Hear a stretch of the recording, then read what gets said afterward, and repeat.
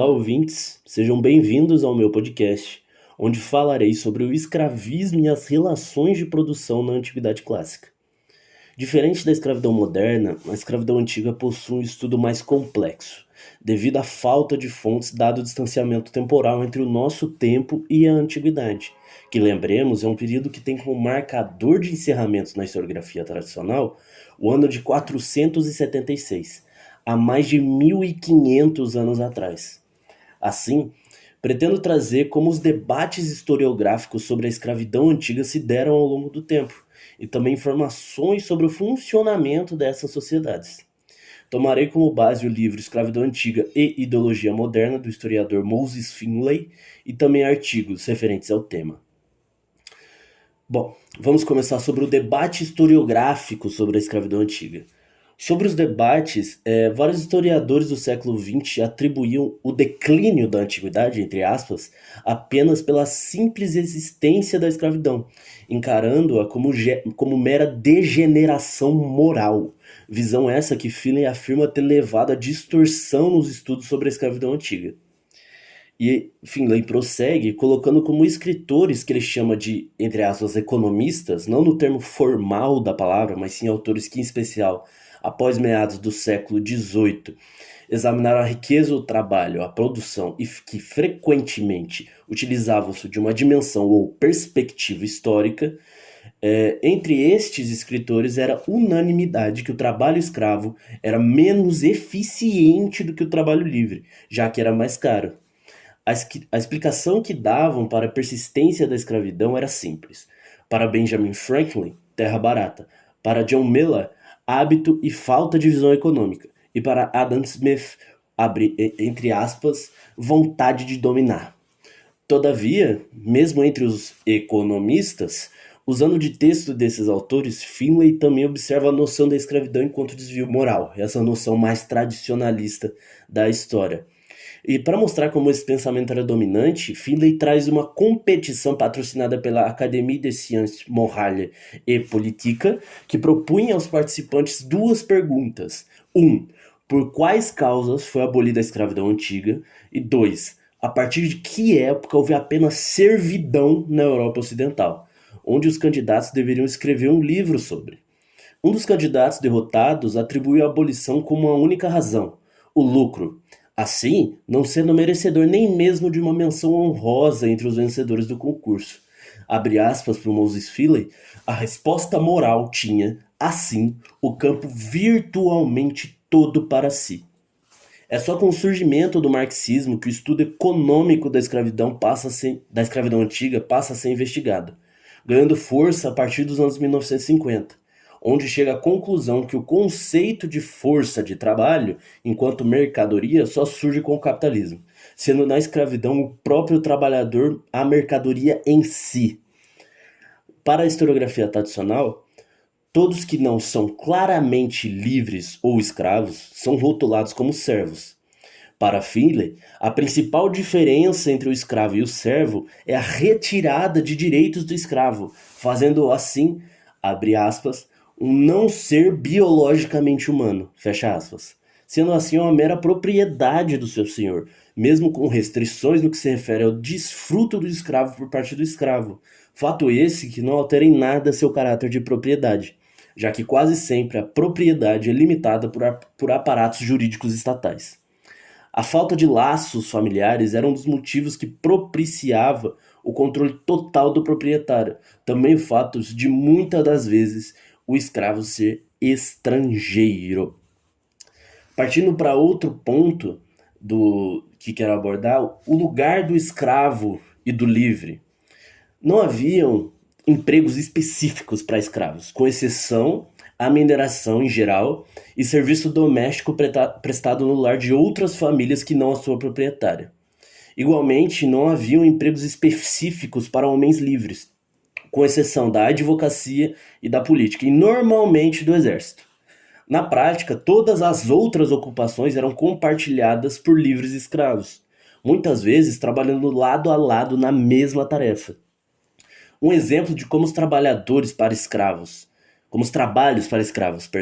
eram era como os médicos gregos, normalmente livres e respeitados, eram diferentes de médicos romanos, frequentemente escravos e sempre de baixa posição social.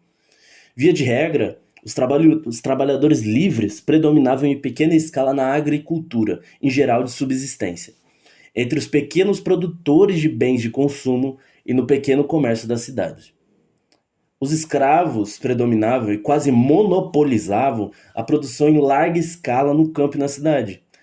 Para os antigos, o homem livre era quem não vivia sob o domínio nem trabalhava para outrem. Quem vivia, de preferência, em seu lote de terra herdado, com seus altares e templos herdados. A criação desse tipo de homem livre no mundo pré-industrial de baixa tecnologia levou ao estabelecimento de uma sociedade escravista. Não havia uma alternativa realista disponível para a manutenção dessa sociedade. Dessa forma, Finlay escreve, abre aspas, podemos afirmar, em resumo, que considerações sobre eficiência, produtividade e rentabilidade tiveram pouca ou nenhuma importância na criação das sociedades escravistas da Grécia e da Roma, como tampouco aquelas da ordem comparativa. Bom, agora eu gostaria de abordar a origem e complexidade do escravismo antigo. Para compreender o escravismo na antiguidade, é essencial reconhecer que não se limita apenas à presença de escravos ou à sua quantidade. Ele moldava a própria estrutura da sociedade, compondo algo entre 30% e 35% nas sociedades gregas e romanas, respectivamente. Para Aristóteles, por exemplo, em seu livro Política, escreve que o escravo é uma instituição natural e, portanto, boa e justa, entre aspas. Tanto não era encarado como um problema nas lentes daquela sociedade, que nem os próprios escravos possuíam um movimento abolicionista coletivo, sendo as ocasiais libertações apenas individuais. Finlay sugere que a demanda por trabalho escravo desencadeou a oferta, ligando à expansão das relações mercantis, não a guerra. Escreve sobre 3 condições que resultaram pela demanda de escravos na antiguidade. 1. No mundo predominantemente agrário, é a propriedade privada da terra suficientemente concentrada em algumas mãos para que a força de trabalho permanente necessite de mão de obra extrafamiliar. 2. Um desenvolvimento suficiente dos bens de produção e mercado para venda. E lotas e outras formas de trabalho dependente podem, hipoteticamente, ser empregados em sociedades que não produzirem mercadorias, mas não escravos, que devem ser regularmente importados em grande quantidade e cujo preço precisa ser pago. 3. A terceira condição é negativa, a inexistência de mão de obra interna disponível, obrigando os agenciadores de trabalho a recorrer a estrangeiros. Todas as condições devem existir simultaneamente, como em Atenas e outras comunidades gregas do século IV a.C. e em Roma, pelo menos desde o século III a.C. Ao longo desse podcast, eu citei várias vezes Grécia e Roma, e eu gostaria de falar sobre as diferenças entre o modelo grego e romano. O escravismo nas sociedades grega e romana compartilhavam algumas semelhanças, mas também tinham diferenças significativas.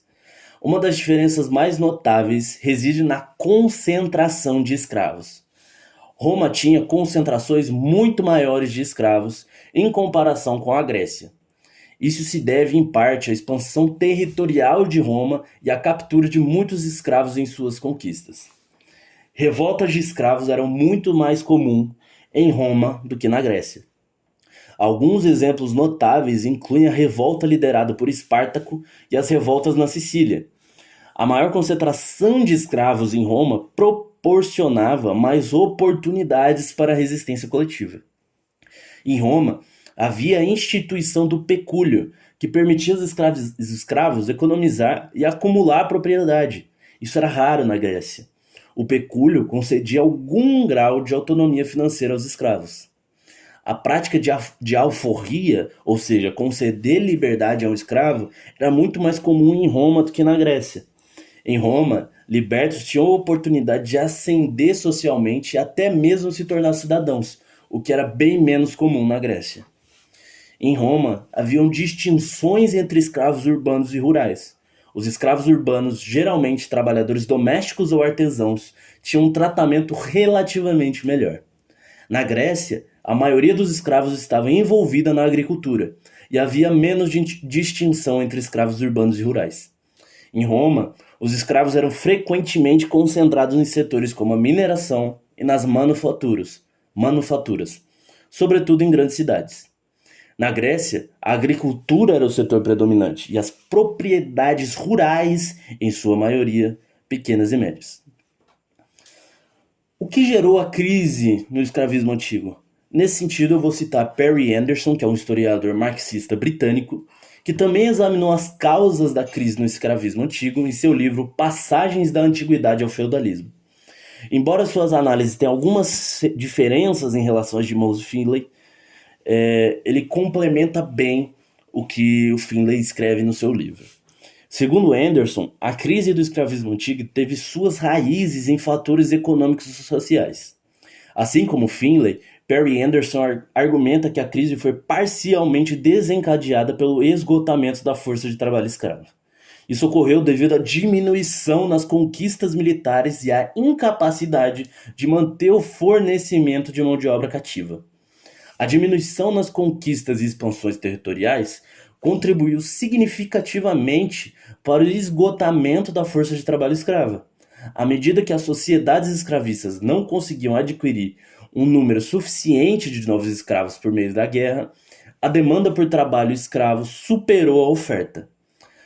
Anderson argumenta que, diferente de outras sociedades escravistas, as antigas não tinham um sistema eficaz de escravização interna para atender a demanda por escravos. Isso agravou a crise.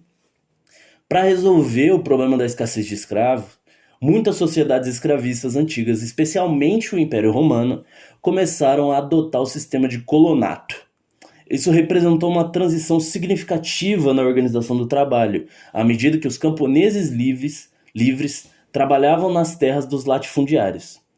Anderson argumenta que a crise do escravismo antigo também foi influenciada por pressões sociais e políticas, incluindo revoltas de escravos, tensões de classe entre proprietários de terra e camponeses, e conflitos internos dentro dessas sociedades escravistas. Perry Anderson relaciona diretamente a crise do escravismo com o declínio de Roma.